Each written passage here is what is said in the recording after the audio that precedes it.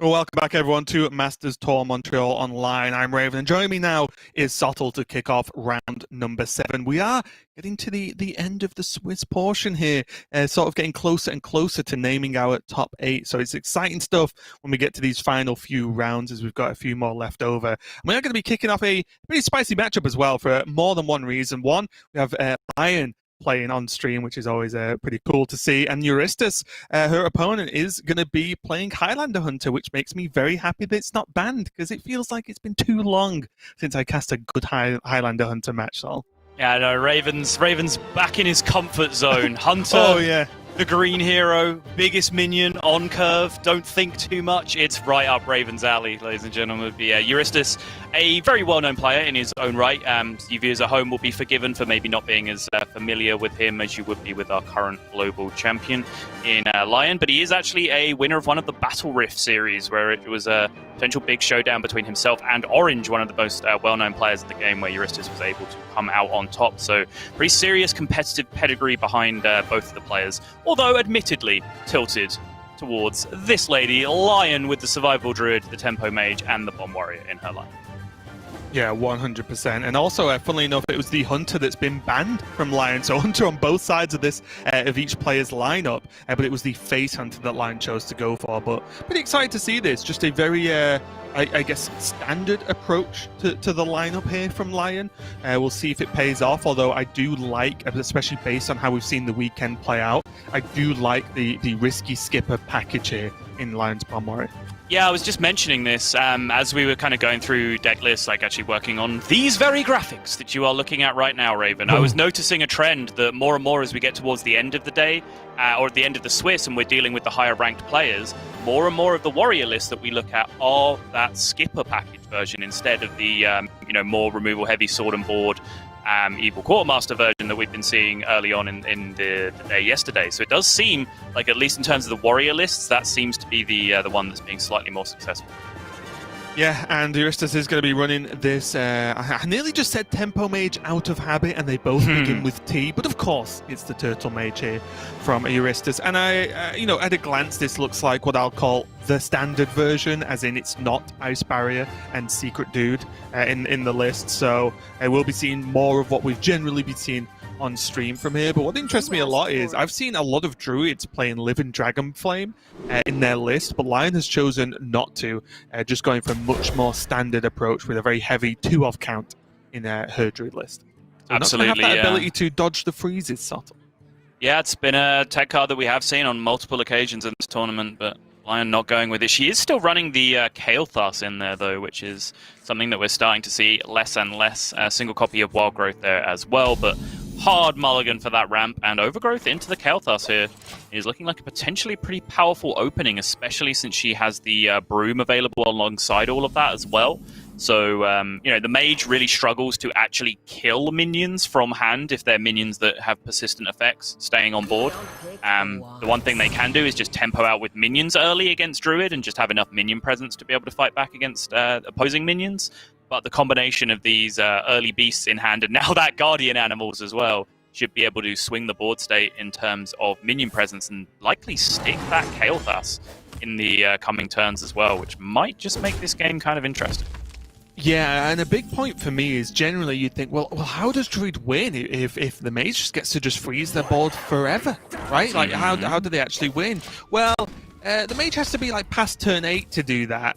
And it's turn 8 for the mage is like, for the druid, that feels like the first 2 seconds of the game they get to that kind of mana to play around. So there is a real chance that this can just go a little bit too fast for Euristus to deal with, especially considering there's already Blizzard and a Potion of Illusion in his opening hand. True. Very true indeed. There is, of course, the potential, we're talking about how getting past turn 8. First things first, you have to draw the turtles to actually start the loop going. Uh-oh, that's a disaster. So I'll get back to the initial point, but obviously now with double Potion of Illusion drawn, the combo is busted to Euristus, and he has to put something else together in terms of some kind of tempo game plan against Druid, which Lion has a extremely powerful anti-tempo hand here with the combination of stuff she's built up. But I was going to say, even if you get to turn 8 with a turtle in hand, you still have to have the freedom to play your first turtle just for potion to then be able to start the loop going, which if Lion is representing huge damage on board, can be very, very difficult to do. But the entire equation of the game state here has completely changed, Raven. And Lion, no hesitation, insta-drops the KT, can follow this up with the 1-cost Guardian Animals. Board state's going to be swung here. Euristis, worst possible draw with his deck up until this point. It's going to be a struggle. Yeah, and even though the positioning's decent, it's never going to be good enough when there's multiple rush minions, right? This wasn't just a Thresher Broom play as an anti-aggro option. This was everything, and this is the uphill climb now for Euristis for many reasons, and not only because Lion has, got off to that high ramp and big just blowout turn from the KT, but as we mentioned, the potions have been drawn, and I think in this matchup specifically, at least to me, it feels very difficult to win with drawing potions. Other matchups feel a lot more doable, but with the fact that Druid ramps so far ahead of you anyway, this looks very tough from the spot. Completely agree. Other matchups, you certainly can win on tempo. The kind of thing that Euristis went for here, where it's just using your potions on imprisoned observers and other decent minions, just getting a board state early and then just pushing forward from there, absolutely can get the job done. These minions are just going to get way too big, way too quickly for Euristis to be able to compete with. You just need to infinite freeze them. It's just kind of what you have to do. It's a big reason why Druid is the go-to deck for that Living Dragon Breath tech. You see it in Druid more often than you see in anything else, is because the only way the power of their minions really gets beaten is through infinite freezes. And it's one thing I find very interesting is how different the opponents would play if they knew there was double potion being drawn, right? Yeah. Because obviously we know this. We know this is going to be tough for Euristis. We know Lion is super favored right now. But if she knew the 2 potions have been drawn, wow, the game would probably become even more aggressive at that point. Cobalt Sticky Finger, not going to be enough. Blizzard has been there from the opening hand, is able to put a little bit of stall into this game and clear up some of the minions. But again, it's just still not going to be enough, because even with the Watcher, the Observer, sorry, going off next turn, the KT's just still got 7 health. Go, go, go, go, go, go, go! Wild Growth, Lightning Bloom, Overflow, see what happens. This could be a pretty serious multi-proc Kael'thas turn here. Innovate, one more payoff card needed. Guardian Animals is a decent payoff card. There's another proc lined up now as well with another Overflow. Go, go, go, go, go, go, go! Nature speaks through us.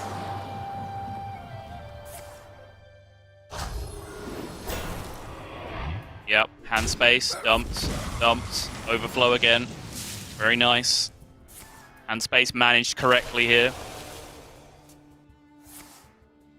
There's another proc with the nature studies. There's the second survival. I don't know if it's just us, right?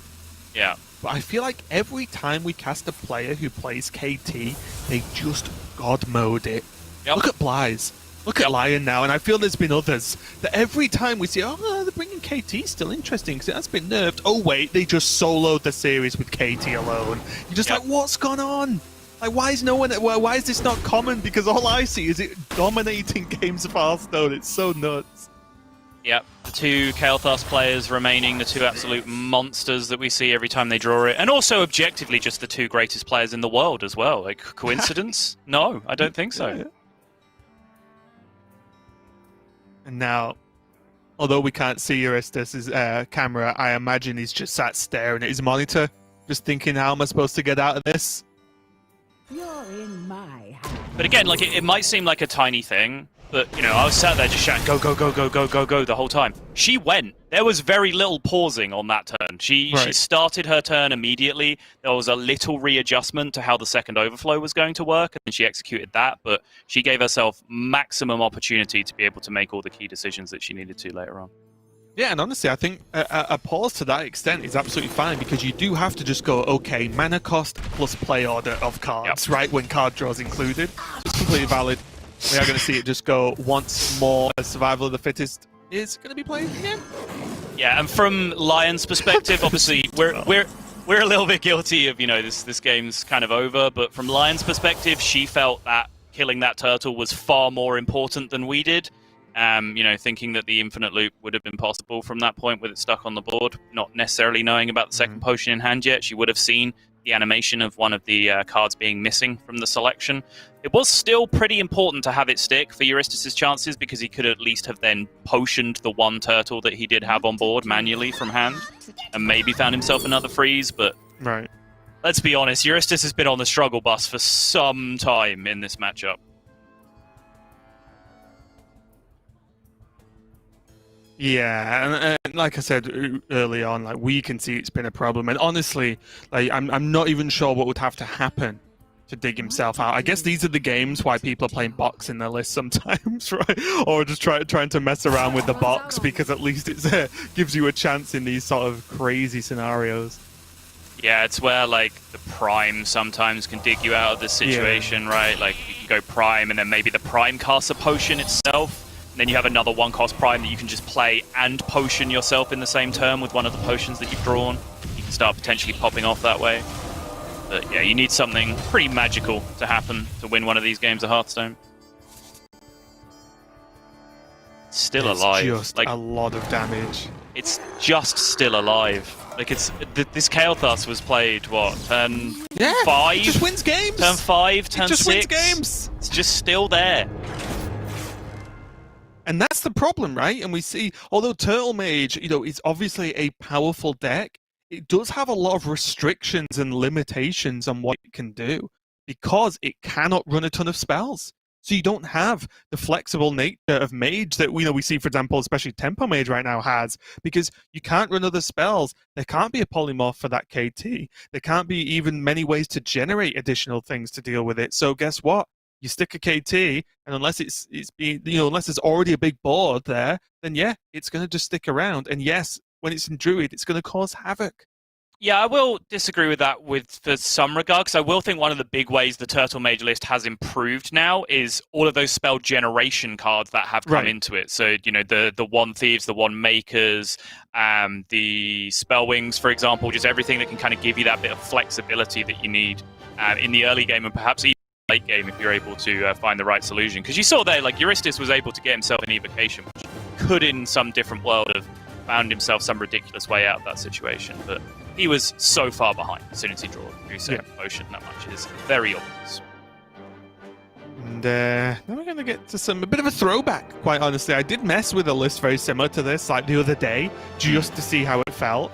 And it felt very just mediocre. I feel like a lot of decks right now in the game do so many powerful things that, yes, if you curve very well, you will kill people.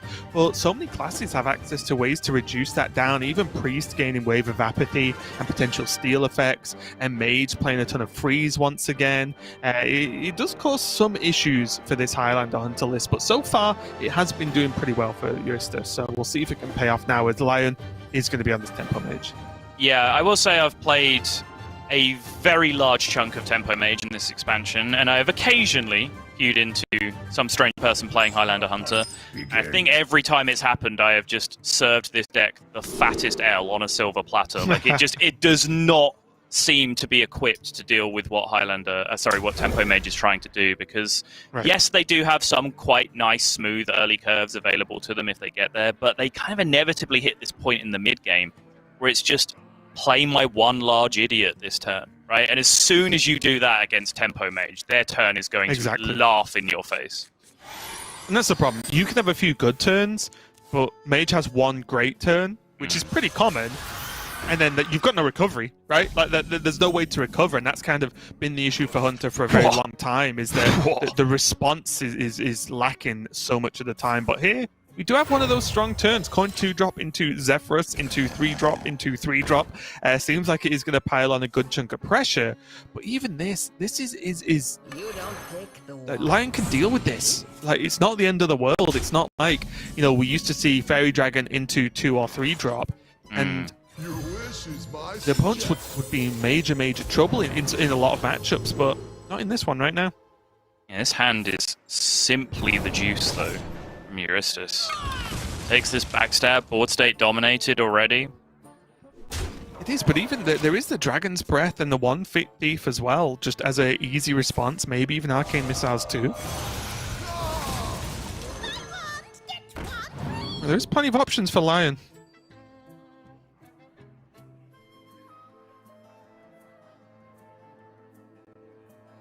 Interesting decision here. Obviously, if Lab Partner is hit, that's a pretty significant upside just to be able to play an additional 1-3 this turn and contest the board more heavily. Could also just choose to hold on to it. Open yourself up for more options off the Arcane Missiles on the following turn, more options off your Magic Trick spell, and give yourself the opportunity to just hit the Cram Session off the top. Yeah, I wow. I do like the hold, mainly because going into the Stormhammer, it was a Lab Partner, even though it looks a little bit weird, is actually a decent target for that on curve, because the swing's free because of Fairy Dragon. Just killing off a Lab Partner you kind of just threw out there seems like a pretty good target to me. Now, rather large Arcane Missiles. Really?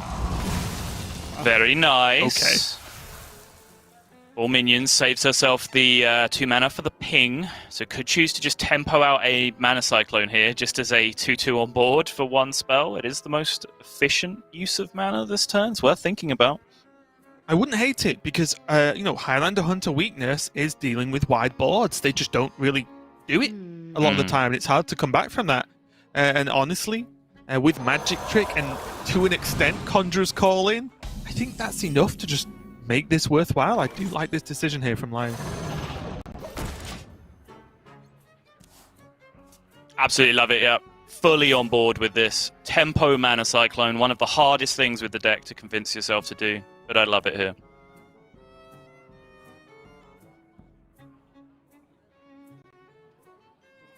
Interesting choices here, though. I do think with this Evasive Feywing, there is an argument there for just Combustion, because it is a sort of sideways way to kill it sometimes. Maybe yours just won't exactly play into that, but that can be hard to do sometimes. Oh, gee. Another Incanter's Flow. Okay.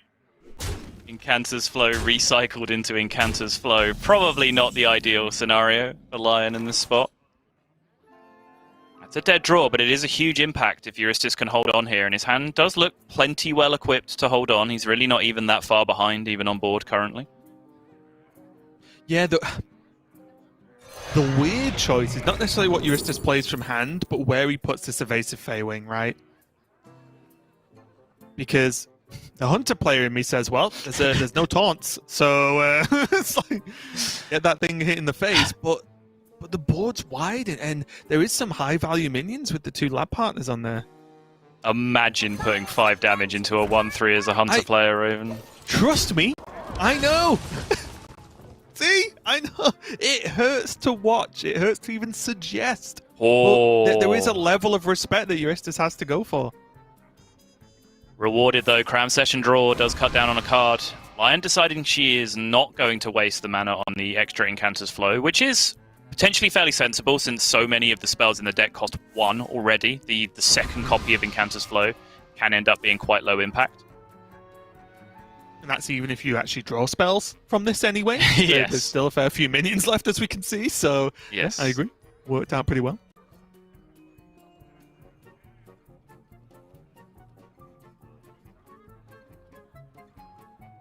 It's Evasive Feywing putting work in, though, like, just simply unkillable in this matchup.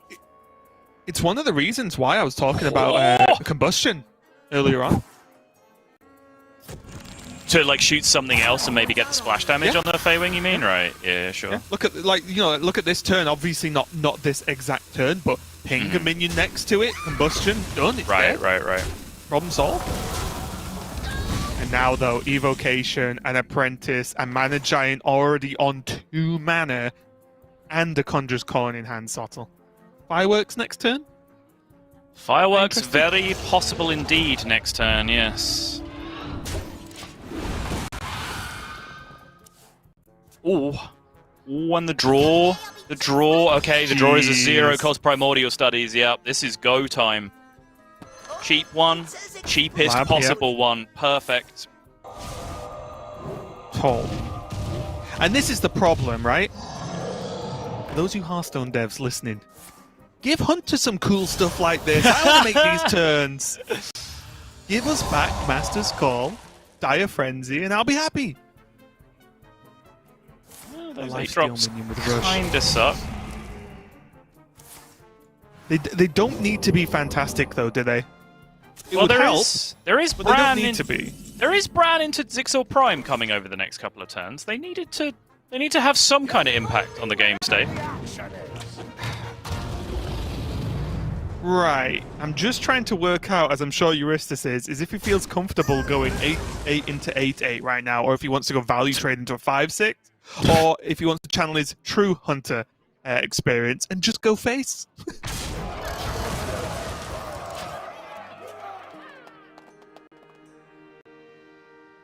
Doesn't mean there's a Conjurer's Calling target. And there's just Polymorph for the King Crush. Oh. Hello? The nerf! I know, it's just every Conjurer is calling now, just freaking nerf Dark Twitch Willow. Now, all of a sudden, Zixor Prime. Business time over on Highlander Hunter's side. DK Lion's hand pretty starved of value if she doesn't find something huge off this this One Thief this turn. Enormous swing turn there. That's what I meant. Like, well, that's a good start. They were decent chunks of stats that she picked up that turn from the Conjurer's Calling, but they weren't like high impactful cards. Yeah. They didn't really achieve that much. So just the removal over time of the Zixor Prime and the Dino Tamer Bran has just been able to get Euristus back into this game. Oh, the removal over time from the Bran. Oh, it hurts me to even hear that said. Ugh.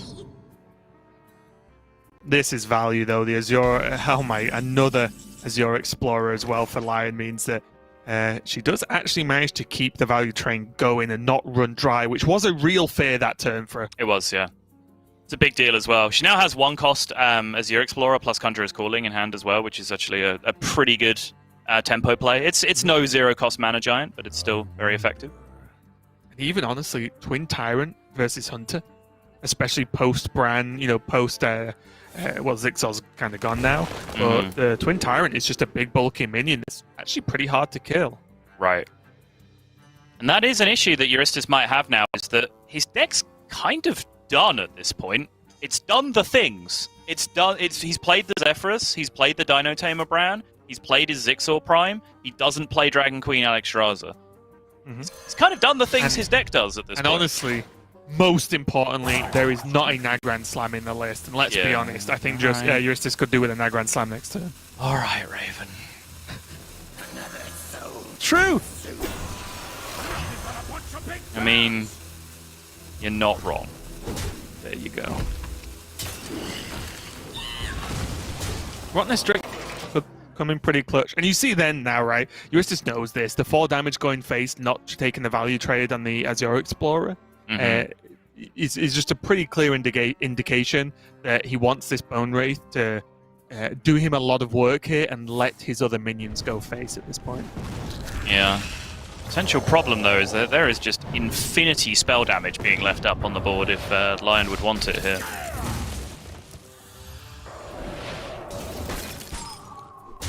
And the board swing does come back the other way. Your Explorer survives once more. Still that second copy in hand for additional spell damage. No dragon pickup. These are just all those like early curve, anti-aggro, early game cards that Highlander Hunter plays in there because they feel like they can rely on just those few late game heavy hitters. But now Euristus has kind of drawn his deck back to front. He's done all the heavy hitting stuff in the early game. Now he's going to draw one probably quite low value card a turn from this point. Yeah, and with Zephyrus gone as well, there's no real chance at setting up, the big burst turn, for example. So the big turn! I think Euristus does just have to say, okay, I'm going to kind of close my eyes and go face and just set up as much damage as possible and hope with the help of that kill command it is enough.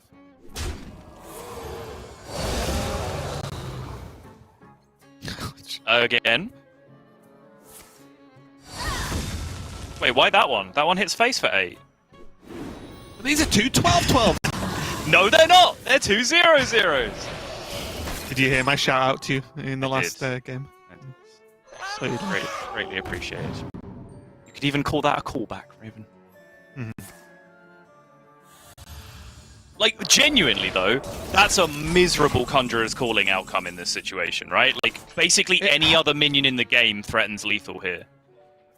Those don't. Yes, it is horrible, but with the Desert Spear equipped from Euristus, I don't really think Lion could have just left up. Yeah, 100% memeing. Obviously, you Conjurer's Calling the 8-1. There may have been a scenario where there wasn't a Desert Spear where I would rather have an 8-1 than a 0-0, but... Agreed, yeah, I can get behind that.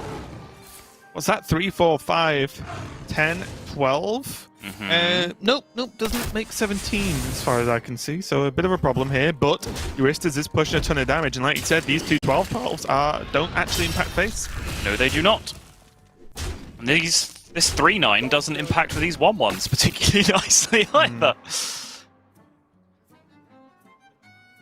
Oh. No draw, no nothing. So, wait, yeah, is it not Flame War?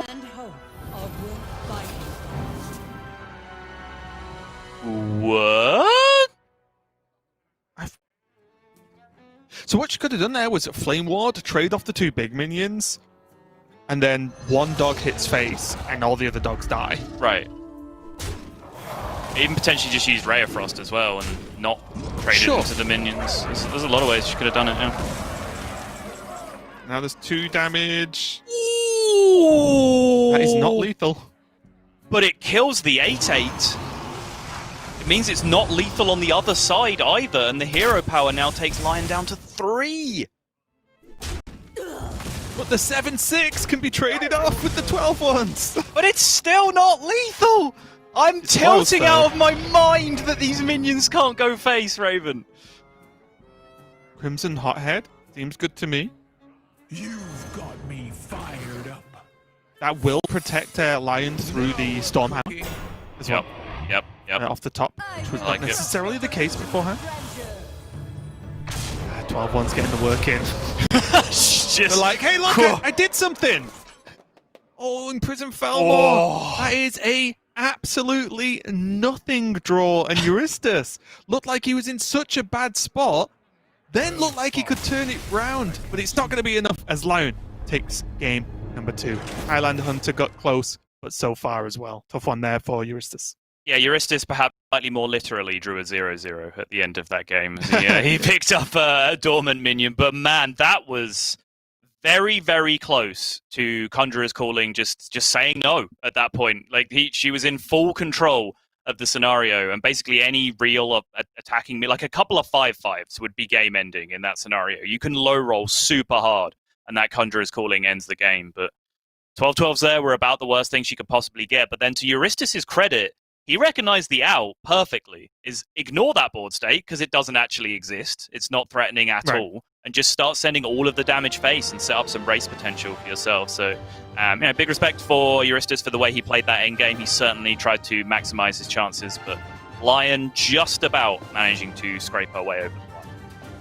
Yeah, and it does look like she only has her Bomb Warrior left, and as we mentioned at the start of this round, it is the Risk Skipper version, so although there's still plenty of bombs involved, it has just that better fight versus the more aggressive decks with not only Risky Skipper, but maybe even more importantly, the Armor Smiths, especially when we see the sheer volume of Demon Hunters, Face Hunters as well, even Rogues to a certain extent, all just will suffer if the Warriors can use that defensive plan. But this is not going to be one of those matchups. It's going to be a little bit different, as Euristus is going to start this one at least with this Galakron Priest. Yes, and crucially, Galakron Priest with double weapon destruction. Acidic Swampoos in there, Kobold Sticky Finger in there, and then of course 2 copies of Raised Dead to be able to loop those back around again. It's not a Highlander list, so there's no Zephyrus for an extra ooze or whatever else thrown in there as well, but it does create a pretty linear situation where if Euristus can get hold of one of those weapon destructions early, his deck is very well equipped to then just continue to loop weapon destruction to the point where Lion can never stick a weapon. Do have to hit one of those crucial cards first, and Priest is very good at tutoring specific spells, discovering specific spells, not very good at fishing minions or drawing cards naturally. So it's still, in fact, a little bit difficult to consistently have access to any tech card that you put into Priest. Yeah, I will give an additional small nod to the mine render that Eustace is choosing to play, because that can, if the read is given where there's Corsair Cache played and the weapon not equipped at the right mana cost, of course, then mine render could be used to either use a weapon or a Horde Pillager, for example, just to get them out of the way. But yeah, a bit more of a niche outcome. Disciples coming down here early. Lion, little bit unfortunate, naturally drew the Wrench Caliber on her Corsair Cache turn, which then, of course, increased the chances of her hitting the Ankar with the Corsair Cache, which is what ended up happening. Now, second ranked Wrench Caliber here as well.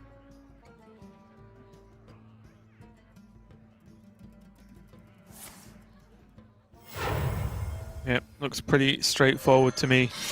You've got coin and you've got that many weapons, may as well get them used up, and this Ankar doesn't overly achieve too much, because I actually think, do you agree, Saul, that in this matchup, Lion might actually just completely ignore Ankar for the longest time possible, so she can guarantee a Horde Pillager onto the Wrench Caliber? Yeah, that is obviously the upside. There is also upside to playing Ankar, though, where it's card draw. I think people don't really give it credit for being card draw, because it feels like a tutor effect. I don't know. Like, it does literally thin cards out of your deck, right? So yeah. It means that you get closer to drawing all of your upgrades and your Horde Pillagers and your Krastenov and your Blastmaster Boom and all of the cards that you actually want to use to end the game. So I do agree, where possible, you should try and guarantee as many Wrench Calibers as you can, especially in a matchup where if they're playing Weapon Destruction, you're probably going to rely on Horde Pillager to bring you back Wrench Calibers a lot of the time. I do think it's pretty smart just to focus primarily on Wrench Calibers here. And again, going down a bit of a rabbit hole, but one thing that is important as well, if that weapon destruction includes sticky fingers, then it's important for Lion to get a weapon actually broken. Yes. So Horde Pillager is active, because if not, if this is equipped later and then it gets sticky fingered before it can be broken, it means that Horde Pillager equips nothing.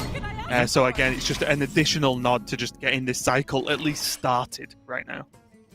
While we've been talking primarily from Lion's side and largely in generalities, Eustace here, stolen Armorsmith, put Apotheosis in it, and is now buffing its health with a Temple Enforcer. This is basically the nightmare for a Bomb Warrior in this matchup. It's just like health on health, isn't it? That's the thing. It's just... Alright, she'll block.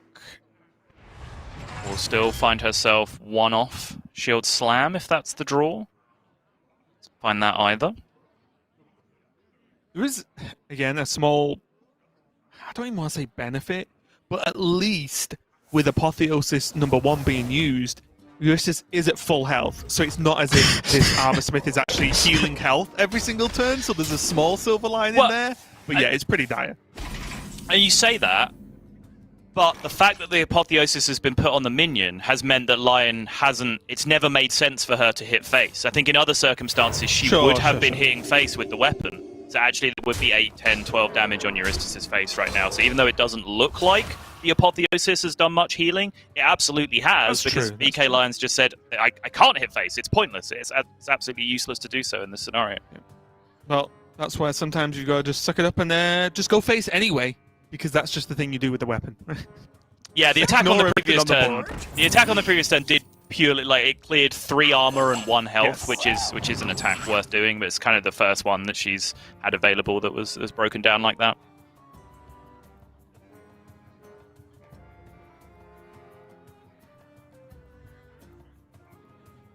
I will be keeping a much closer eye on Priest armor moving forward from this point. Yeah. After the mess up earlier, so quite embarrassing. Oh, come on!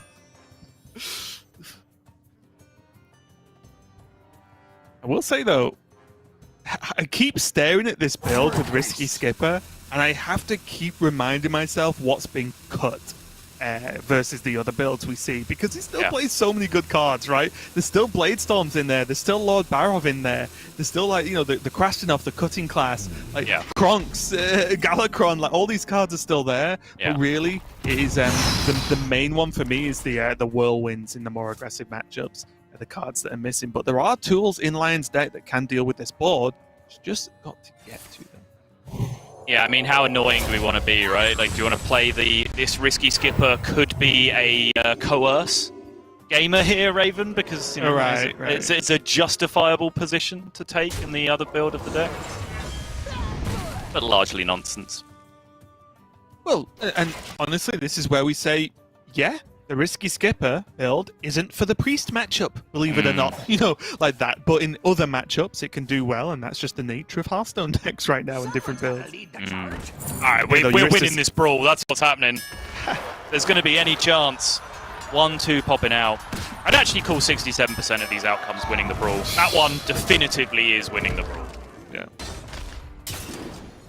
But has this just gained Euristus enough wiggle room and time, right? He's under pretty much no pressure right now, even post-brawl. Lion is on 16 health. Yep. Krunks is being played very freely, which to me is actually a rarity in the matchup, that you could just play Krunks and pass on an empty board and be okay. So Euristus is in a fantastic spot here. There's the Blade Storm. So there is now arguably spot removal. Yep. Seems fairly solid here. It's just the next question. Oh, well, it's not a question, actually. I was going to mention what we talked about yesterday with the whole interaction versus Priest, where you actually do want to be proccing the boombots on the turn you play them. Yeah. But there's a risky skipper for that. There is in indeed. this matchup. So Bladestorm can be used a little bit more liberally, just to be able to clear off a minion such as Krunks. I wouldn't hate it. I'm also trying to get super creative to dump Armorsmiths where possible. Like, a lot of times you can play Armorsmith Bladestorm when there's a 4 health minion on the other side of the board, so they both die.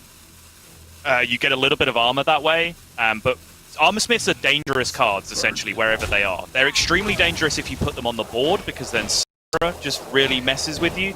But they're equally dangerous in your hand, because you never know when, like, a Madame Lazul or an Envoy of Lazul or something is going to get generated, and then your opponent can find an Armorsmith from your hand. We've already seen that happen once. That's why we're in this situation to begin with. So getting rid of your Armorsmiths, potentially throwing them into a Brawl or a Bladestorm, something like that, is usually something that you should look out for.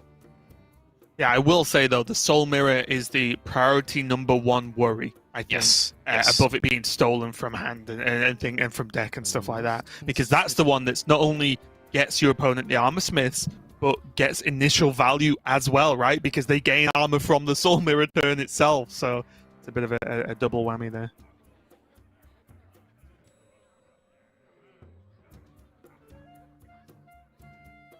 It is just about starting to come together to resemble a Bomb Warrior game for Lion now, though.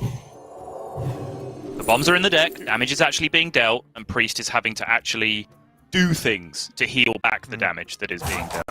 Whereas before, all he had to do was attack with his Armorsmith. Cunning Study's always a nice pickup, though. Indeed. Surprised Euristus didn't just go for the Studies first.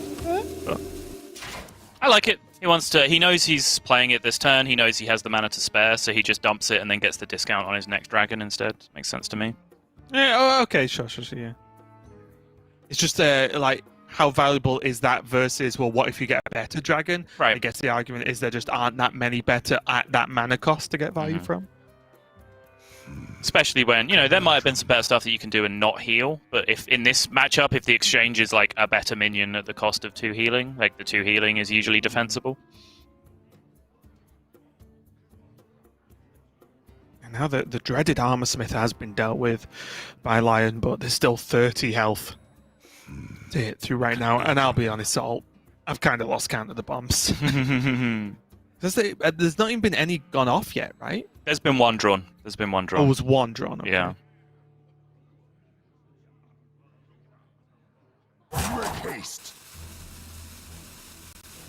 There's a boom turn available. There is. Lion wants to go for it along with a risky skipper. I would imagine you'd see a risky skipper there.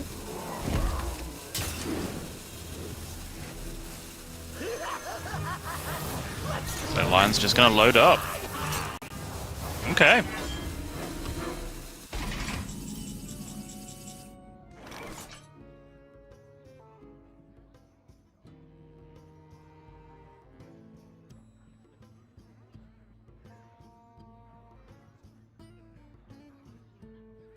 It's usually around the timing. Coincidentally, now as Alicia actually gets drawn, It's usually around the timing that you do see Boom get played in the matchup, because obviously as soon as you hit turn 10, your opponent has the ability to play your Blastmaster Boom for you by playing the Mind Render and then just having 7 mana available to drop it.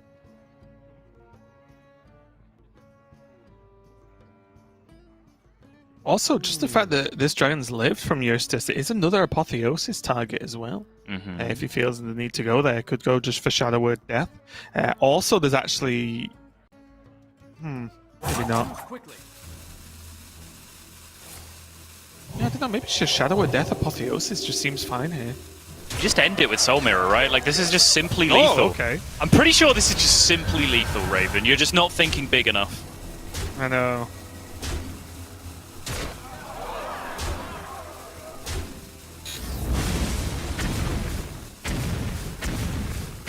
Alright, these largely shouldn't matter. Killing the minion is very nice for Lion, though, in this position. These ones, on the other hand...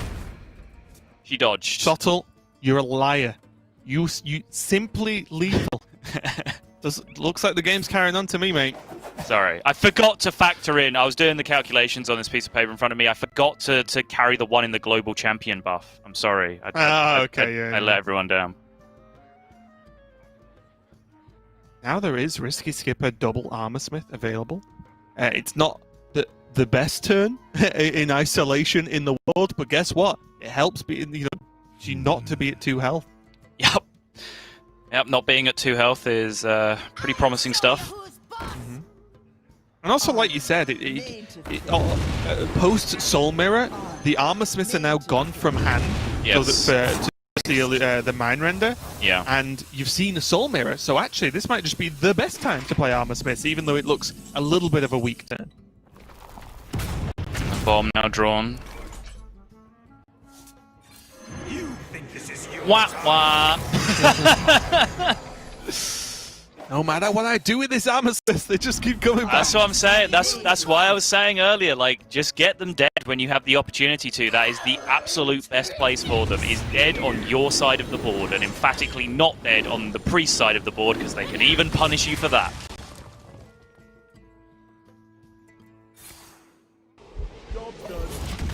This one's looking over, Raven. It looks to be a little bit too much, doesn't it? Yep. Also, oh, they upgrade? Up a little bit. Just keep some of this damage going. Deathwing is a follow-up. There's a Shield Slam as well. So you could actually, she could actually Shield Slam the Murazond and follow up with a Deathwing, which means the Deathwing has, as much health as possible. Yeah.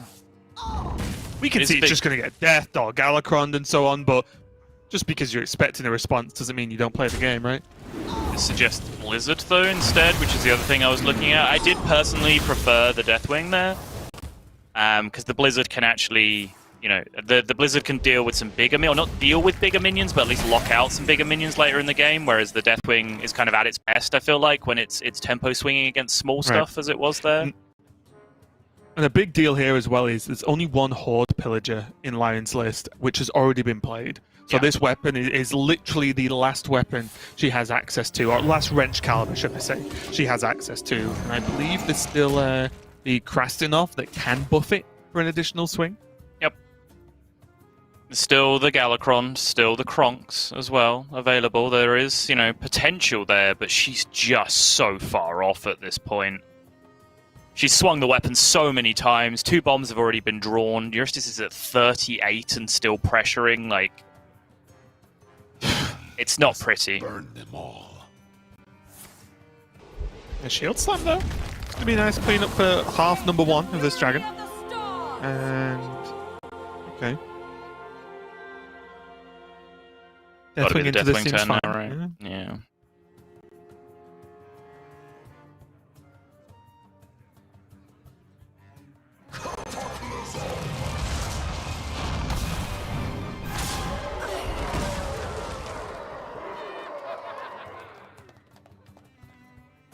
Haste.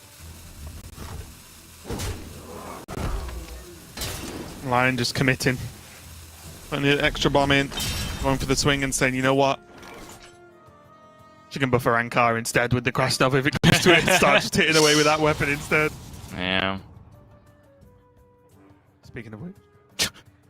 Corsair, Cash, Krasnov, sure. You are the prisoner in your own body. Is this not a Fate Weaver turn of some variety? Well, it could have been, right? Fate Weaver first would have still allowed Kar's Shadow of Death. I mean, it still does now, to be fair. It still does, So, yeah. Yeah? That's kind of why I was asking. It feels like it probably wanted to be weaved in there somehow. I mean, it's just another minion, right? Why not? Mm. I guess it stops the heal. Is that the argument? It stops the self-heal? Time Rip, not Shadow of Death. Okay. I am unbreakable. Alright, it's a big deal. That is a big deal. Yep. That is at least now some persistent damage. This is pretty relentless damage. Kronx is the big draw. I will say that there was actually one better draw there, and it is the Krasnov, I think. Yeah. Just because this Ankar plus the hero power plus Krasnov does start doing a ton of damage.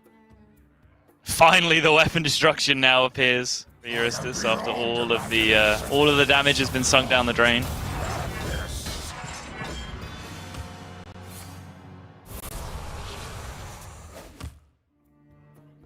Also, Euristus, Oh! that's a big one. Euristus not getting a full Galakron, although it may seem super common in the current meta. He is running like a full invoke package, right? Time Rip, Yeah. 2 Shield of Galakron. He did start the game with 2 Disciple of Galakron, so he ended up being just 1 tick away from the weapon, which is a pretty big deal, actually. Right. Now for Lion, this button has just got to get pressed every single turn. Yeah. It's the only hope she has, and even that hope is incredibly slim at this point. And is that actually correct, especially with this Deathwing in the cards, for Lion to just avoid playing minions at all costs? I would imagine so, yeah. It's really not achieving anything. Like, until she has something lined up to be able to deal with the situation, she's going to be in trouble. And you see Euristus, a situation we've seen multiple times here, just saying no. Why would I play a 0-mana 8/8 when I have this game entirely won by just not being able to draw any damage from the bombs remaining in my deck? Raise Dead allows him to do something very similar now this turn. He can actually pressure and refill his hand if he would like to. And that's the importance, because the problem is the Galakron on the warrior side of the board does mean that you can't just ignore. Are you okay, Sol? Oh, this is torture. Actual torture.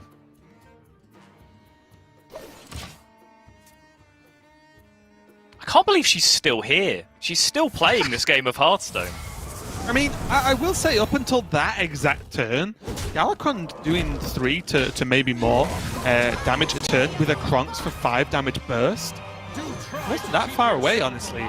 Now with the weapon being destroyed, and obviously we can see now an Armor Smith too, then yes, it's going to be quite far away to get the job done. Oh. Just want to see the explosions, Raven. There might be some in a minute, but it's going to be on the top side of the board and look quite central. Gotcha.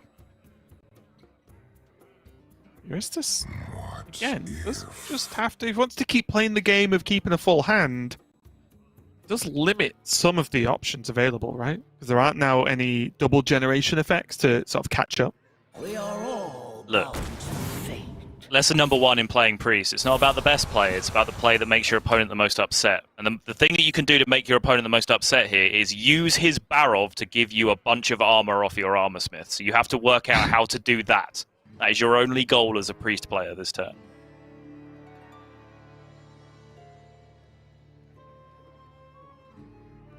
Time is running out.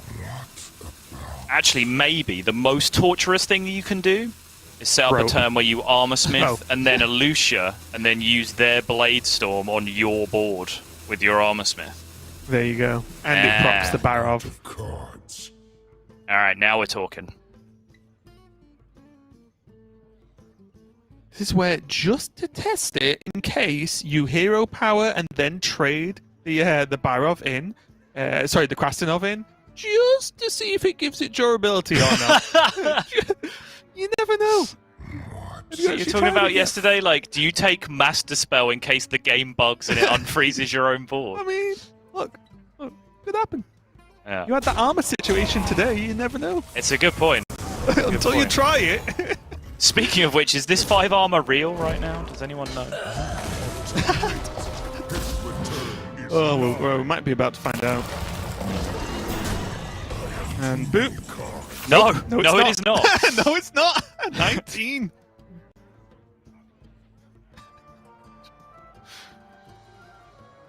This is Double where death here. Eurystis I'd is love it. absolutely chilling. If we had, the like a pen, and we could just scribble out the armor on the screen. Yeah, right. Just like, God. Oh! Generate Madame Lazul into Bladestorm, your own Armorsmith board. The levels keep going deeper, Raven. Also, there's just it's just a one-mana mind render. What are even the implications of that? Well, not much in this game. 0? But, Yeah. yeah. Just 2 0-mana Shadow Word Deaths. Why not? Yeah. Death. Death. And then the third death, which is aimed at the portrait. Cards.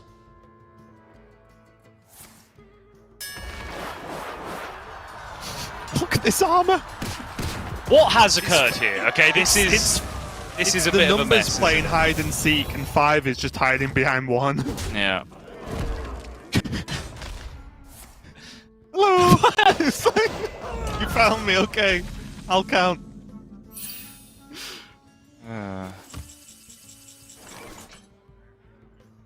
She's still here. Practice your skill.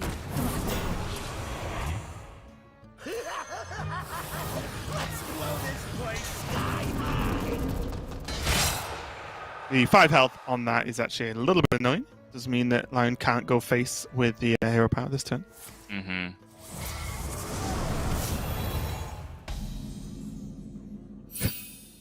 Sure.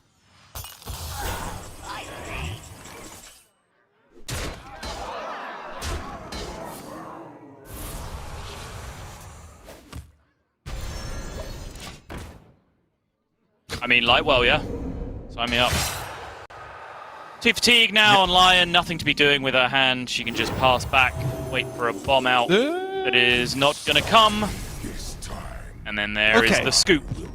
I was going to say, was it not a Krasinov turn to try and make the Lightwell actually hit a minion there? But I think at that point in the game, it just did not matter. Eurystis takes a game there with his priest in a pretty drawn out one, but this is now where it looks to change a little bit for me, Soto, because Eurystis has Highlander Hunter and that and the Turtle Mage, right? To go up against this Bomb Warrior. And these are much better matchups, at least in my view, than the Priest, because yes, there's not access to tons of heal in these two lists. The Highlander Hunter's effects get switched off with the bombs, for example, as well. So although the Highlander Hunter doesn't normally draw tons of cards, to draw those bombs and sort of kill them through that way, you do just completely switch off Diotamer, Bran, and Zephyrus the Great when you start to shuffle those bombs in. So, bit of a tough one. There is the Kobold Sticky Finger and a Swamp Ooze for Eurystis, so he can deal with some of this this weapon aggression. But again, in Highlander Hunter, tech cards are so much worse because you simply just don't draw them. That is true, but I do think, throughout Eurystis' lineup, whoa, he does have a good amount of Bomb Warrior in mind when you see him playing Ooze and Sticky Finger in the majority of lists. And I actually think he's kind of selected some matchups that he's happy playing. The Bomb Warrior Turtle Mage matchup is quite hotly disputed, honestly. Like, it feels like Bomb Warrior should always make a mess of it, but it doesn't really work out that well. And yes, when you're playing Highlander Hunter, sure, you can get your Highlander cards turned off a lot of the time, but it's still just kind of that Highlander Hunter versus Warrior dynamic, right? Where you're just playing these like big, thick minions every turn and getting to go face and push damage. So I don't necessarily know how bad that matchup is either. So maybe Eurystis is okay in this series. I would suggest now that he's seen this opening hand at this point in the series, he might very well feel like he's okay. Yeah, and although I agree about the Hound Hunter Warrior matchup in general, again, I do think the Armor Smiths and Risky Skippers do change the equation a little bit versus some of the other pressure. And also, some newer additions, like Lord Barov, for example, can do really well against those kind of, mid-game Hunter boards that they've managed to build up. Just wipes them away, no problem. Same like Bladestorm, again, can do a good job of taking down some of the more awkward threats. So, although in general I do agree, I think this build from Lion is actually pretty well situated to do well in this matchup. Do you stand by that when Euristis currently has 3 weapon destructions in his opening hand? Yeah, of course, this opening is pretty good. Like I said, generally it's not expected to draw like hyper-specific tech cards with Hunter, because you just don't draw that many cards in any game of Hearthstone. But if they're going to just appear in your opening hand, then yes, this is looking at much better for it right now. So now, options. A, is this worth destroying at all? B, if it is, do you do it with Zephyrus because that's the one that might potentially get deactivated later on? C, do you just say no and play the Ooze because it's on curve? And Euristis has gone for option C.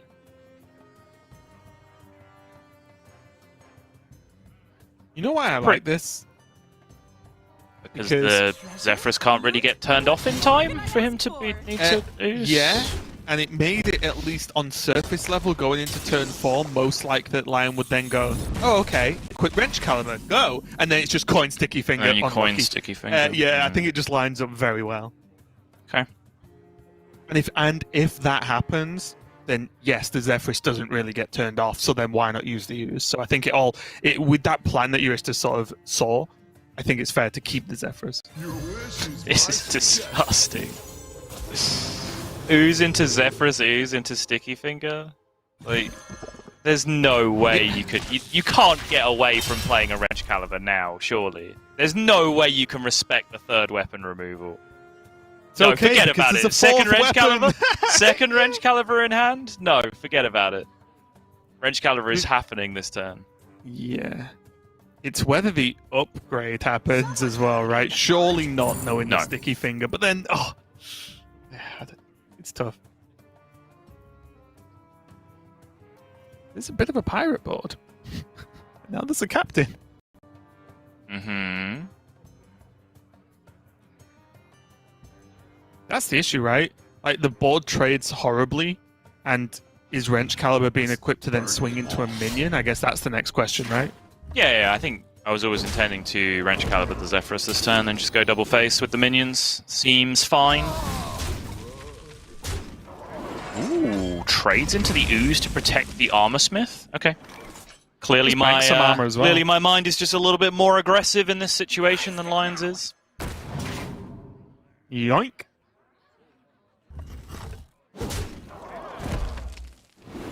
The only thing that surprised me more than some of these extreme weapon text decks is like no Brewmaster. Just to be like, yoink, Brewmaster it back in hand, and then I've got another one. She's just got there still!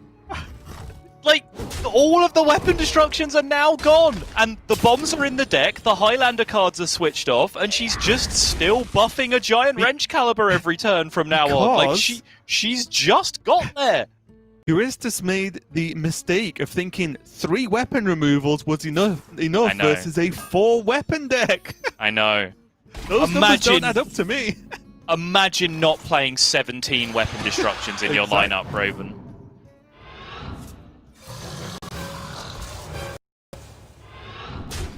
There's still some good curve plays here. Tiamat next turn for Euristis. It's going to be pretty powerful, but as you said, the Lion has just about got going, and now it's about securing the board. And with Risky Skipper, it looks very, very doable right now, just to clean off this 4-1. She even wants to. Is that too much of a play into that? But playing the Risky Skipper feels a bit like a waste, but it is a 4-1 that's just going to hit you. Oh! I'll show you who's boss. Deathwing next turn. Did the 2-3 need to die? Was that required? I do get very upset when weapon doesn't hit face with Bomb Warrior. Has activated the Prime. Yeah, I mean, the that draw is there. kind of a thing, right? Is that you do potentially activate cards in your opponent's hand just when you kill it, plus you heal them for 5. Like, is this board worth protecting fighting for board that hard? I'm not entirely sure. Oh, there's Barov, though. That is a big deal. Barov is so good. Especially if this is going to be an answer to Zixor Prime. So, do you see like a trade Deathwing, and then try and stick the Deathwing, and then if that gets answered, then there's the Barov as a potential like board sweep in response. Depending on the order in which Lion approaches this turn, this could have huge impacts to even just who wins the game right now. Yeah, I'm still trying to recalibrate a little bit because I think I would have played this game significantly more aggressively than Lion has up until this point. I love the way she's managed through the weapons. I think she's absolutely won that exchange of mind games with Euristis in terms of weapons versus weapon destruction to find herself in a favorable position. But I would have been a little bit more face-focused. Like, even going back to that term where I said, right, like, just weapon the minion and both of your minions go face, right? And she traded into the ooze. Yep. From that point onwards, she has been a little bit more control-focused than I have, which I find pretty interesting. Yeah, Okay, and Euristis did get Bran, obviously not active yet, but did also manage to burn a bomb with that tracking. Yep. So getting there, at least. It might be slow, but still. Are you surprised that that wasn't actually just a Zixor turn there? Push 5 to face, create a huge board?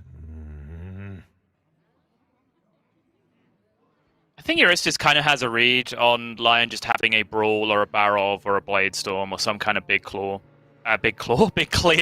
in hand. So he doesn't necessarily want to overcommit. He's looking to make like the minimum board this turn that's threatening enough to make Lion pull the trigger on whatever that big removal on hand is, and then he'll probably reload from that point. Either way, I do think I like the worm going face almost at all costs here. Okay. Okay.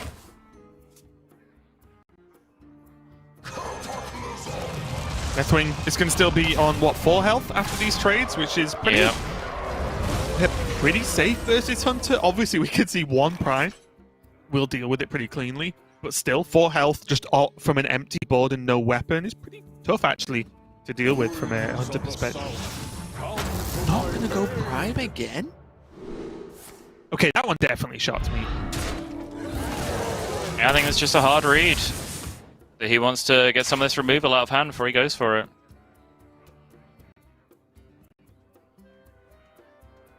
But does like... What's happening here? Is a 6/6 enough is that going to get removed, though?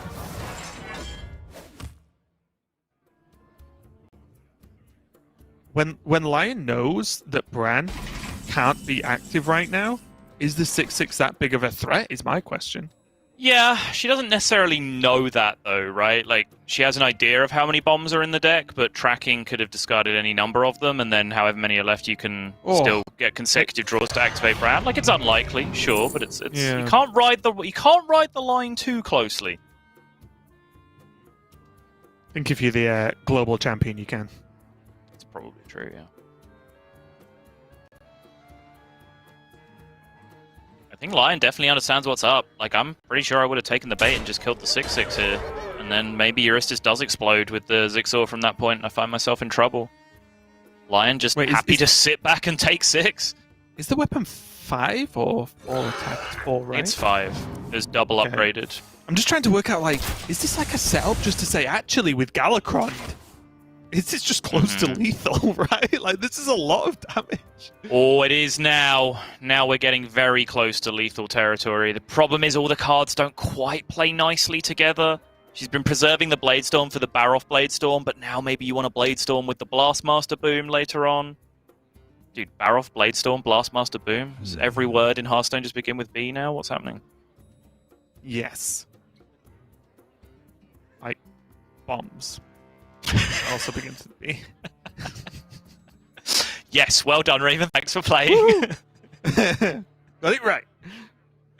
It's a tough turn, though, here, because Lion does have to work out how to clear this board. This is a little bit too much damage when it's not guaranteed lethal. This is such an interesting choice, just to leave the 6/6 up on the previous turn and just allow this kind of race situation to be initiated by Euristis instead. EK Lion was trying to assert dominance here and saying, no, you must trade into me. Wow. Oh, is this just all hero power phase? Let's go. The Krastenov draw, though. It is certainly hero power face. Means Lion is now setting up for Blastmaster Boom Bladestorm potentially on the following turn. Getting that extra bomb as well in just to hedge your bets against some of those scenarios I was talking about. And now only 7-9 with the hero power. Well, that's just not enough. The Demon Companion could help a little bit, but unfortunately is the taunt.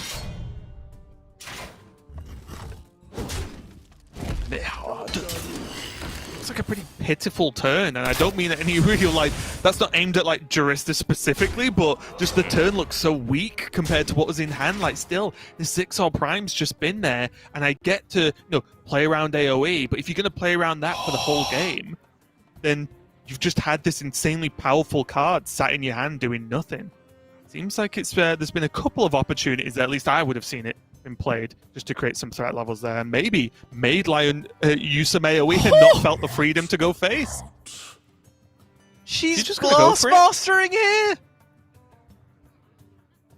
You mad woman!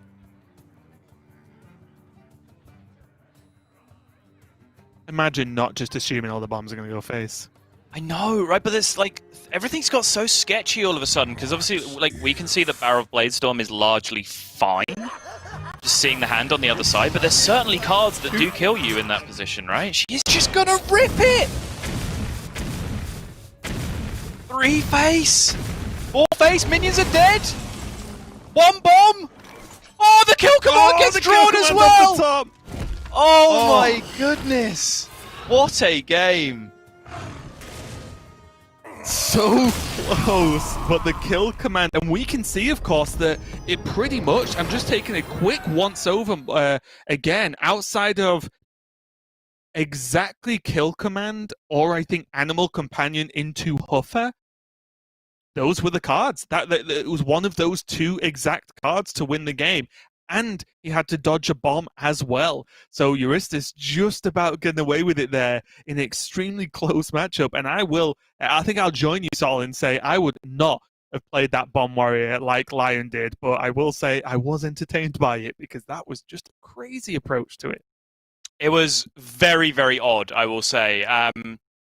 From the point where she kind of left the Siamat up, I did sort of start to separate from her line. Even in the early game, I was thinking I would have been much more aggressive than she would have been. And then later on in the game, she kind of left the Siamat out, allowed herself to take 6. And from that point, it felt like her plays were just a little bit more scrambly than they needed to be because she'd taken that 6 damage. But I imagine she was thinking her line was that she could, you know, assert dominance in that position and actually cause the opponent to trade into her. But that absolutely did not happen. She was forced into the gamble at the end with the boombots going off. She was very, very close, got all the way down to just needing 1 bomb draw, or just Euristis not to have lethal himself on the other side as well for potentially that game to keep on going favorably for her. But here we are now, game number 5 of the series, and it is going to be the Bomb Warrior versus Turtle Mage, which is a matchup I am very, very interested in watching, so I'm very pleased that we do get to see it. It's been a fantastic series so far. And Euristis finds himself with a pretty fantastic-looking opening hand in the matchup as well. Sphere of Sapience into Ooze, Turtle locked and loaded as well. This is looking pretty solid for the Turtle Mage, I have to say.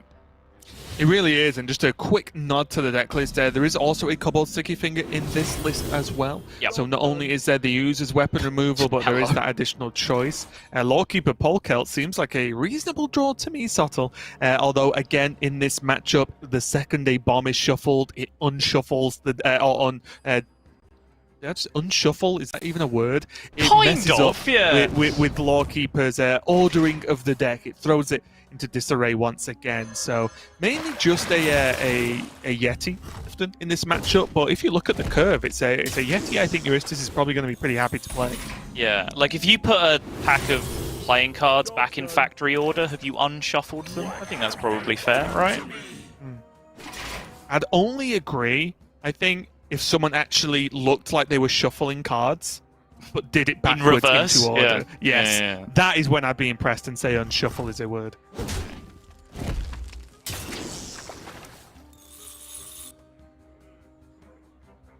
Though the Corsair cash from Lion did not really get what she was looking for, and again, it's one of the downsides is that you just don't get that wrench caliber like with 100% consistency with this draw, right? And that's why one of the downsides of this risky skipper build along with that anchor, but still it does mean that Lion gets to do a ton of stuff and does get to thin that deck a little bit, as you mentioned earlier.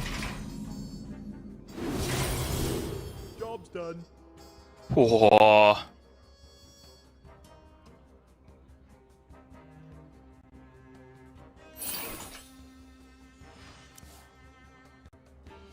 Second turtle in the hand already. This is looking so clean at this point for Euristus. Lion's going to have to work to get some bombs into the deck because she will need that disruption. That is kind of one of the keys to the matchup, is that essentially you add a 4th spell to Turtle Mage, which gives them failure rate that they deliberately build their deck to avoid. They put 3 spells in their deck, so Tortolan Pilgrim always offers them the same 3.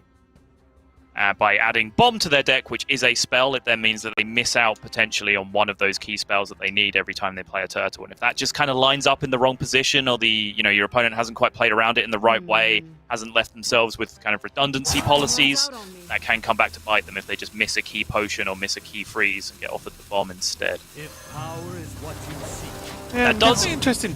Sorry, that does all go out the window, though, as soon as you then draw both copies of one of your spells. Like, if you draw both Frost Novas, for example, suddenly there's only 3 spells in your deck again, right? And you're actually able to loot the same thing.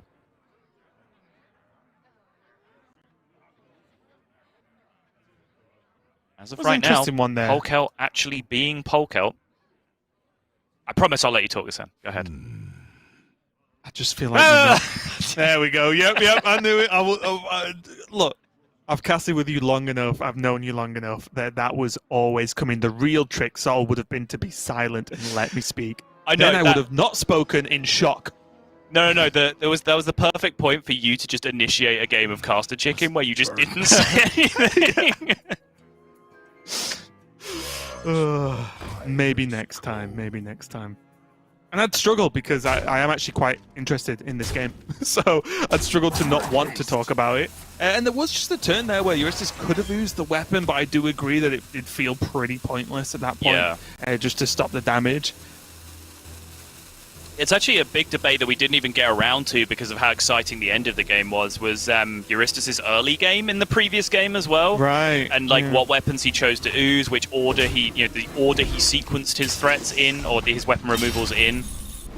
Choosing to destroy the Ankar twice when obviously there's multiple wrench calibers that you need to worry about as well. Like, that's all potentially a little bit sketchy and something that you could look at. Also, even with the Observer, the board is being a bit of a beatdown here for Euristus, right? 19 health. He does have to consider what this is doing to his health here, and if Lion can actually just go for a pretty aggressive route, because it is one thing, again, to mention that it's looking good for Euristus with the Tortolan, but he needs to be able to play that safely, and it is a pretty poor minion to just drop down on its own for a full turn in the late game. Right. Does have coin though, so if he can survive to 8 naturally, he is able to kind of get himself a little bit of security with Turtle sticking to the board. And since he has both turtles in hand as well, that gives him additional layers of security as well. Remember, he is still currently under Polkelt conditions because there's no bomb shuffles coming out from Lion just yet. Prime in Lion's deck now. There's an extra way to win. Okay. Wait, I was looking at deck list there for a second. So Solarian Prime just went into the deck, or? Went into Lions because there was the Devolving Missiles played, okay. Which devolved into some rubbish, and then, into Solarian Prime. Ooh. Also Solarian for the Lions. It's a huge outcome there, actually. Okay.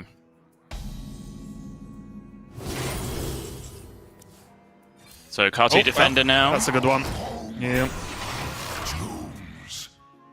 Draws it on curve, plays it. The interesting one... the interesting decision now for Euristus is what he does with the second Blizzard when it gets offered to him, if the deck doesn't get shuffled before that point. But we will enjoy the cold one with the boys. Okay, good. Sure. Nice, actually, yeah. Yeah, very good. Also means it can't be coin potioned, which is actually a pretty big deal. There was an option for a moment there, which Euristus would get some kind of payoff for the Tortolan potion turn with the extra card, which against Bomb Warrior is a big deal. And it was Now so it's just crucial another for Lion to be able to redevelop pressure this turn. Because now Euristus has to respect this board, right? Like it's so so scary to take 13 in this position to start setting up your turtle loops. And this is the thing as well. When does... Huh? I just realized turtle loops sounds like the world's worst cereal. Yeah, I did join you on that. I was thinking cereal. Yeah. With Galakron in hand for Lion, although she's not had the Wrench Caliber pressure, Galakron every single turn is something to struggle with as well because there aren't these unlimited card tuts now because of that polymorph. Yeah, there is. So Euristus not only has to get the turtles going, but has to like kind of land a card tut that can hopefully live to then go with the turtle again. So that's like 2 turns worth of setup when Lion can start pressuring a ton of damage.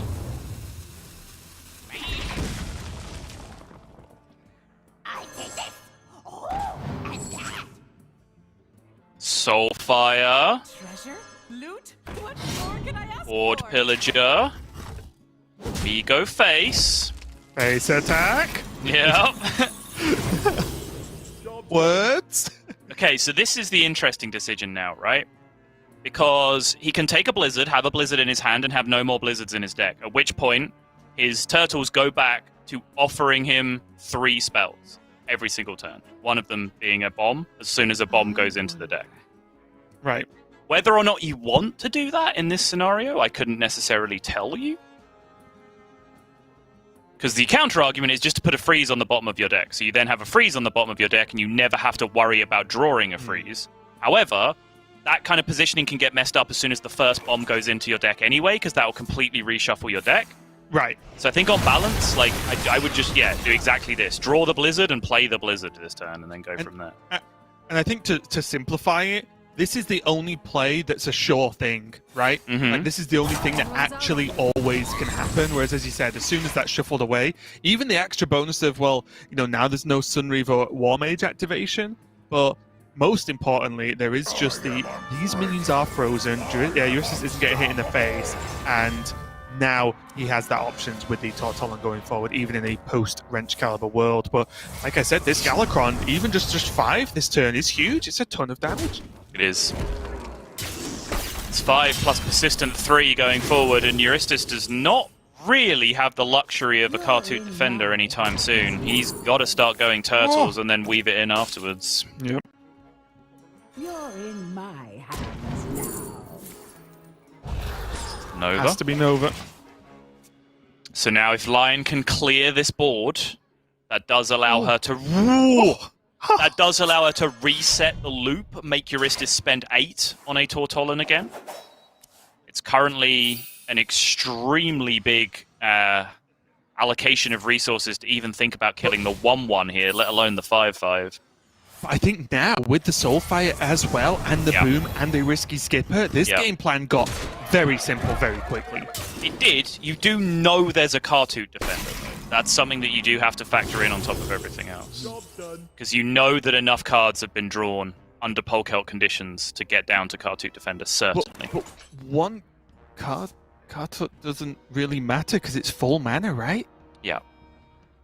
Because it can't be comboed. There can't be like multiple 1-cost Kartuts this turn, right? Mm-hmm. So it's only 1, and there's still the full board. Or okay, the board can be cleaned off pretty much, but there's not only the swing of the weapon, there's a Soulfire for 4, and there's the bomb. So there's even potential for a clean Soulfire first, although it does run the risk of actually the discard, so maybe that's not the case. But mainly, Lion just has a ton of damage this turn, and because that Kartut early on got polymorphed, Euristus is not at the time and not at the mana to actually play out these turns to get the Kartuts going. Just like last turn, normally with that second Tortolan, you want to potion again to get the two 1s in hand to then free up turns, but it had to Nova because of the board presence. Raven, this is just Hearthstone now. is like, I think this matchup is super complicated from both sides. A lot of people have very complex opinions on how you're supposed to play this matchup. But really, it just comes down to, hey, Bomb Warrior, how did you win the matchup? Oh, Solarium Prime. And I think you could say that for almost any class right now. How did you know I ended up with a Solarium Prime? Yep. Oh, okay. It's just actually what happened. 6 to face, Soulfire to face. Lion is going to clutch out one of the most entertaining series of Hearthstone I've seen in a long time. Roller coaster of emotions back and forth. I think some really strong play on both sides and some pretty questionable play on both sides, honestly, as well. But who am I, of course, to question our current global champion in Lion as she does get herself over the line, comes out 3-2 ahead in the series. I don't know about you, Raven, but I very much enjoyed that series of Hearthstone. Yeah, and honestly, whether it's bad or good, if we oversimplify certain plays we had questions about, either way, it was very entertaining. And that, for me, is maybe priority one. But yeah, that does mean that Lion goes 6-1 in Swiss. So again, this score is just continuing to improve for her. And we might see her in another top 8 very, very soon. So what's wrong? She's Dan's pick. She's Dan's pick. I'm just upset. I was I'm pretty sure what I said was correct, Sol. I don't know why you're shaking your head at me. I know. Obviously, I love Lion. I think she's a fantastic champion, but nothing else matters at this point apart from our casted predictions. And Frodan picked Lion, so I just kind of actively have to root against her at this point. Yeah, in a slightly different way, I'm also choosing that nothing matters, especially caster predictions, as they didn't matter for me about 2 hours into the broadcast yesterday. So that, as is often the case, if you remember way back when we did them a little bit more often. But that was just one match from this round. We do have some more coverage coming up, so don't go anywhere. We'll set up those matches for you right now. Masters Tour Montreal Online is brought to you by T-Mobile. Switch today and rank up to America's largest 5G network. T-Mobile.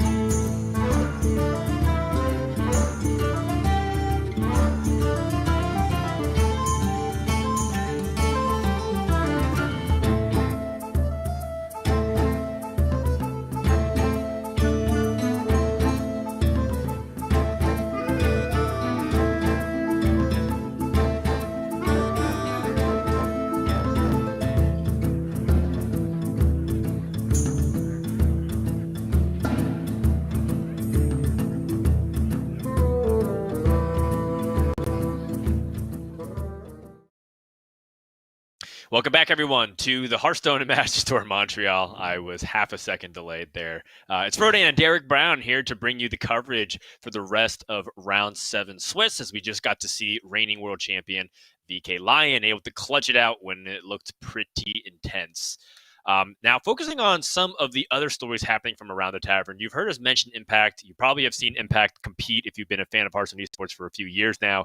But Aojiru, also another player that I think is worth highlighting, not simply just because of their competitive pedigree from in Hearthstone Esports history, but also because the lineup is so weird. Derek, let's talk about it for a little bit here.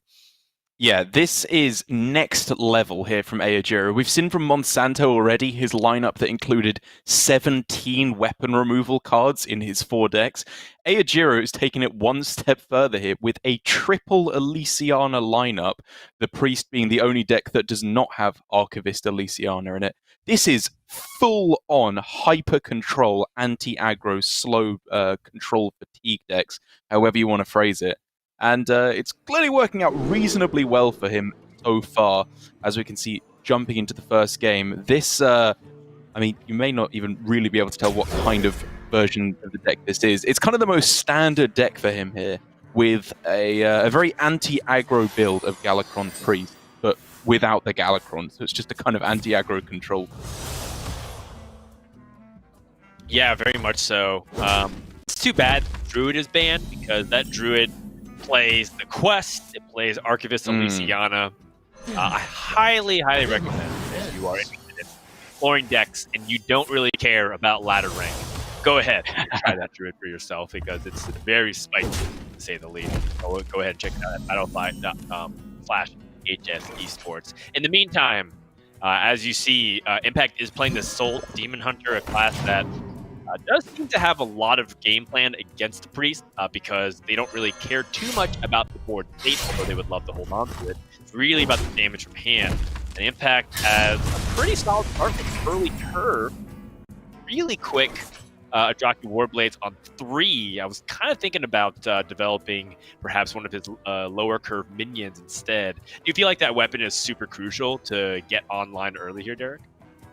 I don't think it's necessarily especially important to get online, but what it is doing is just guaranteeing that those minions will be able to attack face, because you don't want to be able to allow the ooze to just trade in nice and cleanly. You want to have a little bit more counterplay. So I like this sequencing from Impact. It clears the board this turn and then allows him on turn 4 to go Hero Power Panthara and the Battle Fiend as well for a big push onto the board. That's right. So Aojiru thinking about whether or not he wants to bother addressing this board state or just healing. And I can get behind it. Well, Acolyte not only, of course, gives you that tempo, but also you can get the acidic swamp boost, and next turn maybe find a way to destroy the weapon and get that edge. But I think it's okay. As the card matter. In fact, kind of cruising through here. I do like where it's going, but Aojiru does have the weapon destruction. You can kind of see some of the downside of that, which is sometimes the weapon destruction in this matchup doesn't even feel super important, since the Demon Hunter isn't always 100% reliant on that strategy versus Bomb Warrior. So it does feel like this might be a product of Aojiru having weapon destruction and nothing to line it up into. Yep, I definitely agree with you on that point. It feels less impactful because it's always 1 or 2 durability weapons. There's no way to increase the durability on those weapons. So at best, you're going to be destroying a full durability Marrow Slicer, which is very, very rare when that does happen. So I like the higher tempo approach that we're seeing here instead from Aojiru. The problem is, however, that even with him fighting hard for tempo here, he's not gaining board. He's taking this chip damage every single turn, which unless he can hit Breath of the Infinite here, it's going to keep on coming thick and fast. Yep, that's right. So he's just trying to stall Whale of Apathy, which Yikes. helps. Doesn't cure everything, but does need some form of stabilization. And Impact getting damage from the minions really compensates for the fact that Algiru has so much weapon destruction, because you do need a little bit extra, right? Like, if you destroy their weapons, just from things like Soul Shard Lapidary and Twin Slice and Chaos Strike isn't really enough to close it on its own. All of this damage is just icing on the top here for Impact. Yeah, for the Priest here, it's not about how do you respond reactively. You don't want to be playing reactively at all. You want to be proactively getting on the board, which, even though we're describing this as a control priest for Aojiru, it can function pretty aggressively. You know, double Sethic Veil Weaver at the start. It's got Cleric of Scales, Draconic Studies, plenty of ways to get going at the start, and even a double Breath of the Infinite included in the list. But he just hasn't drawn any of those good cards at the start. It's just a very clunky hand. Yeah, that's right. So, I mean, this looks a little bit like an unstoppable freight train just coming through. Almost kind of like the Demon Hunter that we saw, you know, in the previous Masters tours, where it just kind of grabbed the board early and was pressuring. This is the position that I think Demon Hunter is always at its best, being ahead. And I feel like Algiru is a little bit too late. Yeah, I mean, this is just a pretty perfect analogy for the universe trying to stop Impact from becoming a GM. It's just not going to happen. Eventually, this man will be a Grandmaster. There's a 100% certainty of that. All right, well, Chaos Strike is more than enough here. Algiru gonna concede, and Impact takes game number 3. 1 game away from being able to get that 6-1 record. If you can get to 7-1, you're in a pretty good spot for that top 8. Nothing is, of course, guaranteed, because tiebreakers are always one of the more dangerous areas and the most heartbreaking moments for some of these players in the Masters Tour.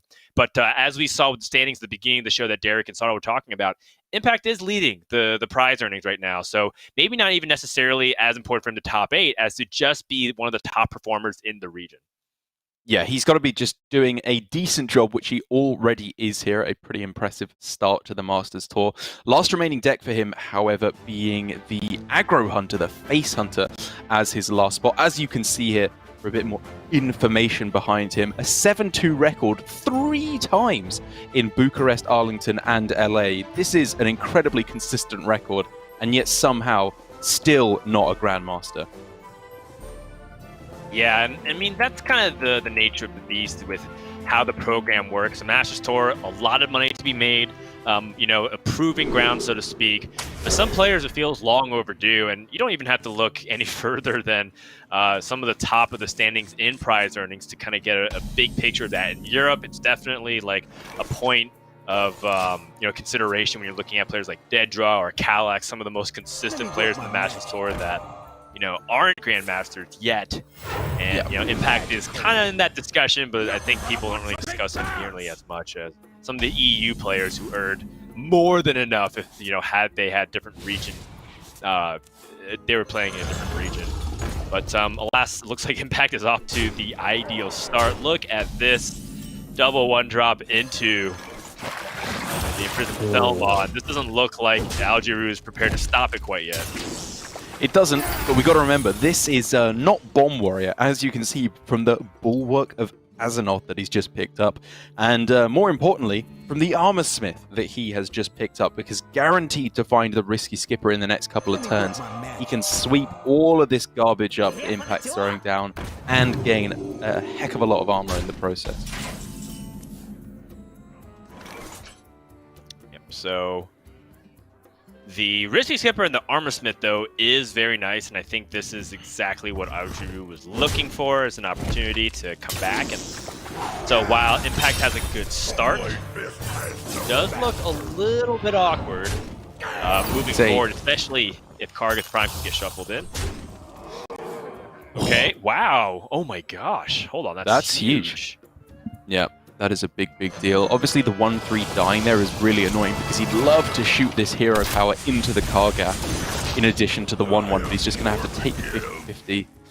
I'm not even sure if that was the good outcome or the bad outcome, to be perfectly honest, because he really wants the damage face, but sticking these minions is a big deal as well. All right, well, Algiru, I don't think he can wait that much longer, but in order to get the necessary armor to Shield Slam, it would have to commit Aojiru to using, it looks like both Risky Skippers, if that was the case. Yeah, I mean, he can't get a full clear on this turn with the Risky Skippers, I think, no matter how you sequence it. So it's either clear a little bit off with the Shield Slam and leave up the Imprisoned Felmore, or just go with Bulwark and kind of ignore the problem for the moment.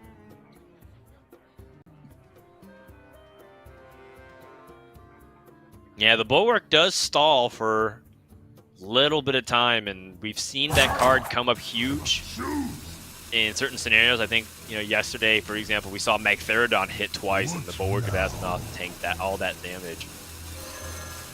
And now you're really thinking about how best to utilize this, and he's going to go ahead and pass without swinging, and of course, because that damage is negated anyways, the same thing. Yeah. Yeah, the thing really here for Aojiru is just what is he gearing up for next turn? Risky Skipper, Armorsmith, Bloodsworn is obviously a big push onto the board. But is it game winning? He's got to clear and heal all in one fell swoop here.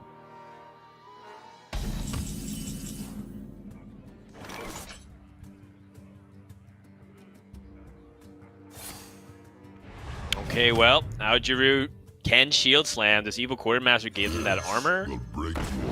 Goes up to 20 life, and no secret gets activated here, as we do know that it's Freezing Trap.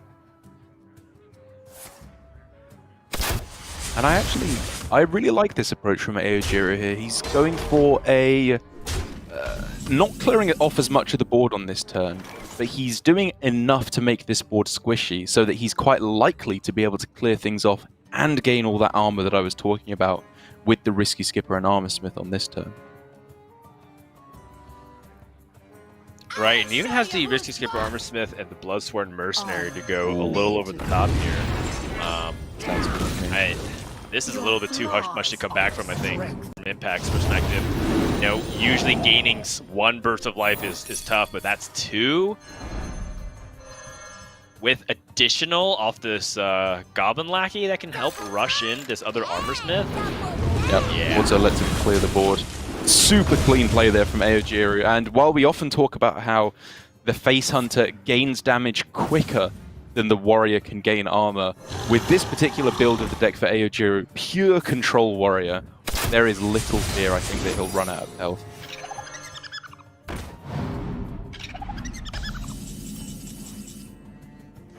Well, nothing really too much else going on here. Impact has 6 damage to the kill commands, or 10 if he's able to activate through the beasts. And Aojiru is just way too far ahead. And pretty much just take this really slow. There's no urgency whatsoever, I think. The only exception would be if Impact found a way to just draw a ton of cards. Let's say he has Voracious Readers and pumping out 3 cards a turn. That's sometimes a point of concern, but like from this point, usually Warrior's cruising.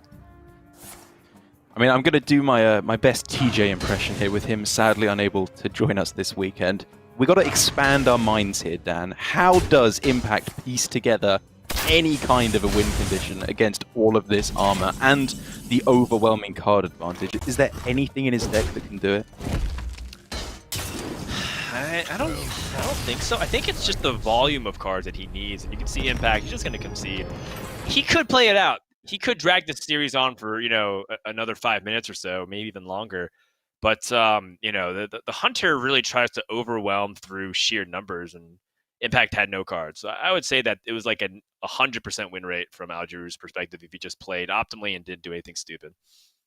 Yeah, I mean, I think you could even get away with playing pretty stupidly at that point and probably still come away with a win, just because there's just no value left in Impact's deck. That's not the way the deck functions. It needs to be winning the game come turn 5 or 6, or it very rapidly starts to fall away.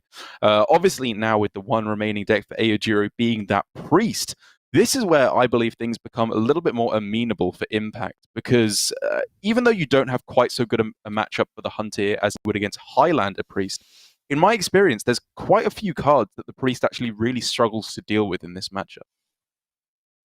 Yeah, and I think that Priest really is super reliant on having AoE cards, and it seems like Priest has actually been cutting them, incidentally enough, from their decks. If you look at Algiru's Priest list, he does have Breath of the Infinite, but, you know, he doesn't have that Wild Pyromancer that some people are including. And I know that Wild Pyromancer has actually been looking very silly, sometimes on broadcast where it's been held for a long time. When it drops, it does like 2 damage AoE. It's up against Druid that has like 6 to 8 health on everything. It looks pretty weak. But in a matchup like this, you actually really wish you had it. So it's an interesting dynamic here where some of these Priest lists, sometimes, of course, they're doing well against the list that they intend to match up again. Yeah. But then when you have like Face Hunter, you really are missing certain cards. It's a weird list altogether here from Aojiru. The fact that he's not running any Holy Smites, which is fairly common in a lot of the other 2-of builds of Priest at the moment, that would be huge here. I mean, like you were saying, Pyro, even ignoring the effect, would just be a 3-2 here, which trades incredibly favorably against Impact's board on the other side. Whereas this hand is doing a fat load of nothing right now.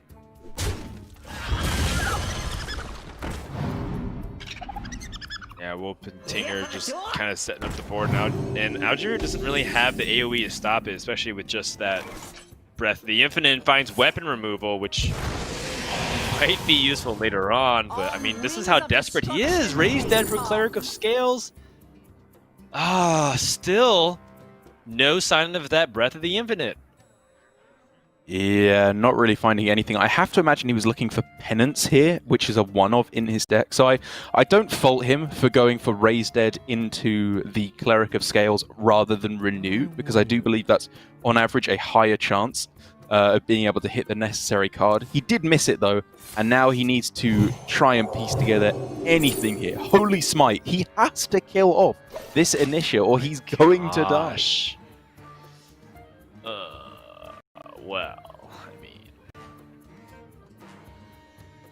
Yeah, I mean, the Voracious Reader here is also pretty nasty, given that Impact will not draw cards. So even if Algiru gets a 5-for-1 AoE spell, which is not even possible at this point, it does look like we're almost at the point of no return. So this is already 8 damage that this Initiate has done. We're moving on close to 12 on this turn. And the Freezing Trap, which in this matchup so often feels dead, is just the dream here against what Aojiru's thrown down.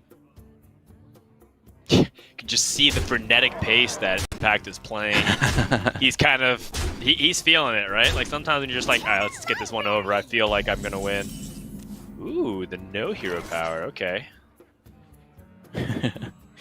I think it's one of two things. Either he's very excited that he's about to win, or he just heard the baby thing and he needs to go and make sure that his child is okay.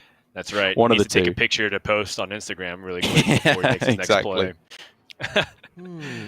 Very tongue-in-cheek. For people who don't know, Impact is a recently new father and has been kind of posting pictures and talking about how the 2 most important things in his life is right now his new family that got extended and Hearthstone. The 2 things that he basically concentrates on the most at this point. As looks like he is. This is bad news for Algiru. Just sees the secret not activating. He's committed. Oh, geez, this is awkward. Yeah, I mean, to be fair, the only good secret for is pack tactics. If it was pressure plate or freezing trap, he can pretty much just pack things up.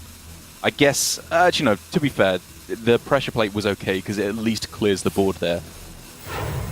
Actually, pressure plate was insane because then the apotheosis would get lifesteal. So I take that back. It would have been amazing there if it was the pressure plate, but unfortunately it is freezing trap, which means pretty much GG. Yeah, now Drew attacks at the very end. Impact tosses out the well play, kind of letting him know ahead of time that he's got the lethal anyways the moment he committed to that play. And, I mean, Najir did end up healing. And that's going to do it. So Impact 6-1. Going into round number 8, 1 more win. Oh my gosh. A little bit of flair coming out of Impact.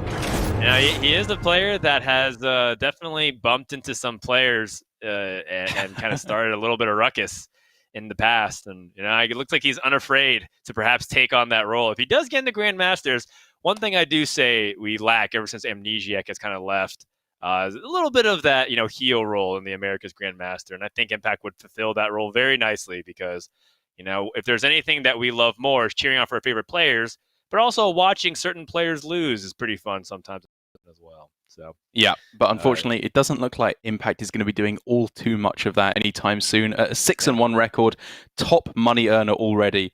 Very, very looking very good to be getting through to America's Grandmasters. As we can see here, still quite a few players at 6-1, but very few now on that 7-0 record, with only Drivo still flying the flag for France. Lightning and Ambi series going undefeated so far. Yeah, so not a big surprise to see EU still very much turning up the gas. Yeah. Dominating top 8 here. But there's also a couple of people in the Americas, and as we saw, a couple players from APAC as well, with the shout-out, of course, of world champion VK Lion, also at 6-1 in the top 16 at the moment. Some other steady players that we've seen, Turna, for example, an eternal top competitor from Italy. It's really cool to see it. So lots of storylines heading into the last couple of rounds of Swiss that we have here. If you want to follow along with us, Battlefy.com/HS Esports has all of the information, the standings, the deck lists, even opportunities for you to play, as we still have qualifiers going on for our final Masters Tour of the year, which would ultimately qualify players for Grandmasters going into 2021. And just like that, Derek, then we'll have like a 4 or 5 month off season, which everyone's going to be asking, where's the next event? When's the next thing I want to compete? It's going to be a good time overall. Yeah, so looking forward. That brings us to, I believe, the conclusion of this round. Sorry, Derek, to cut you off. Unless I'm missing something, we have more games to play. No, I think we're pretty much all done here. All right, so with that, let's go ahead and take a few minutes. And when we come back, round number 8 of Swiss here at the Hearthstone Masters Tour Montreal Online. Masters Tour Montreal Online is brought to you by T-Mobile. Switch today and rank up to America's largest 5G network. T-Mobile.